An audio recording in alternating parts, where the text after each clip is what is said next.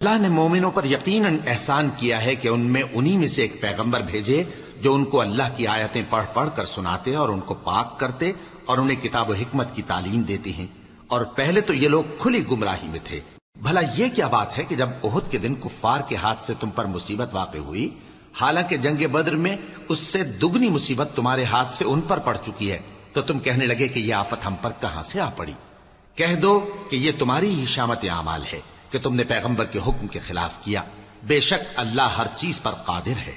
اور جو مصیبت تم پر دونوں جماعتوں کے مقابلے کے دن واقع ہوئی سو اللہ کے حکم سے واقع ہوئی، اور اس سے یہ مقصود تھا کہ اللہ مومنوں کو اچھی طرح معلوم کر لے اور منافقوں کو بھی معلوم کر لے۔ اور جب ان سے کہا گیا کہ آؤ اللہ کے رستے میں جنگ کرو یا کافروں کے حملوں کو روکو، تو کہنے لگے کہ اگر ہم کو لڑائی کی خبر ہوتی تو ہم ضرور تمہارے ساتھ رہتے۔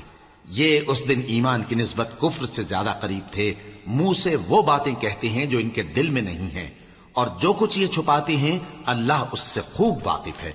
یہ خود تو جنگ سے بچ کر بیٹھ ہی رہے تھے، مگر جنہوں نے اللہ کی راہ میں جانیں قربان کر دیں، اپنے ان بھائیوں کے بارے میں بھی کہتے ہیں کہ اگر ہمارا کہا مانتے تو قتل نہ ہوتے۔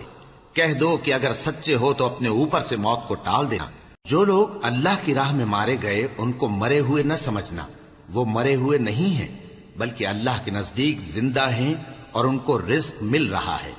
جو کچھ اللہ نے ان کو اپنے فضل سے بخش رکھا ہے اس میں خوش ہیں، اور جو لوگ ان کے پیچھے رہ گئے اور شہید ہو کر ان میں شامل نہیں ہو سکے ان کی نسبت خوشیاں منا رہے ہیں کہ قیامت کے دن ان کو بھی نہ کچھ خوف ہوگا اور نہ وہ غمناک ہوں گے، اور اللہ کے انعامات اور فضل سے خوش ہو رہے ہیں، اور اس سے کہ اللہ مومنوں کا اجر ضائع نہیں کرتا جنہوں نے باوجود زخم کھانے کے اللہ اور رسول کے حکم کو قبول کیا۔ جو لوگ ان میں نیکوکار اور پرہیزگار ہیں ان کے لیے بڑا ثواب ہے۔ جب ان سے لوگوں نے آ کر بیان کیا کہ کفار نے تمہارے مقابلے کے لیے لشکر کثیر جمع کیا ہے تو ان سے ڈرو، تو ان کا ایمان اور زیادہ ہو گیا اور کہنے لگے ہم کو اللہ کافی ہے اور وہ بہت اچھا کارساز ہے۔ پھر وہ اللہ کی نعمتوں اور اس کے فضل کے ساتھ خوش و خرم واپس آئے، ان کو کسی طرح کا ضرر نہ پہنچا اور وہ اللہ کی خوشنودی کے تابع رہے، اور اللہ بڑے فضل کا مالک ہے۔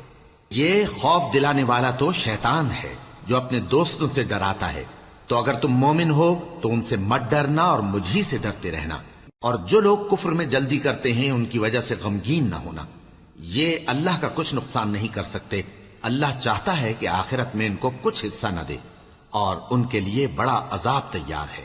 جن لوگوں نے ایمان کے بدلے کفر خریدا وہ اللہ کا کچھ نہیں بگاڑ سکتے، اور ان کو دکھ دینے والا عذاب ہوگا۔ اور کافر لوگ یہ نہ خیال کریں کہ ہم جو ان کو مہلت دیے جاتے ہیں تو یہ ان کے حق میں اچھا ہے، نہیں، بلکہ ہم ان کو اس لیے مہلت دیتے ہیں کہ اور گناہ کر لیں، آخر کار ان کو ذلیل کرنے والا عذاب ہوگا۔ لوگوں، جب تک اللہ ناپاک کو پاک سے الگ نہ کر دے گا مومنوں کو اس حال میں جس میں تم ہو ہرگز نہیں رہنے دے گا، اور اللہ تم کو غیب کی باتوں سے بھی مطلع نہیں کرے گا، البتہ اللہ اپنے پیغمبروں میں سے جسے چاہتا ہے منتخب کر لیتا ہے۔ سو تم اللہ پر اور اس کے رسولوں پر ایمان رکھو، اور اگر ایمان پر قائم رہو گے اور پرہیزگاری کرو گے تو تم کو اجر عظیم ملے گا۔ جو لوگ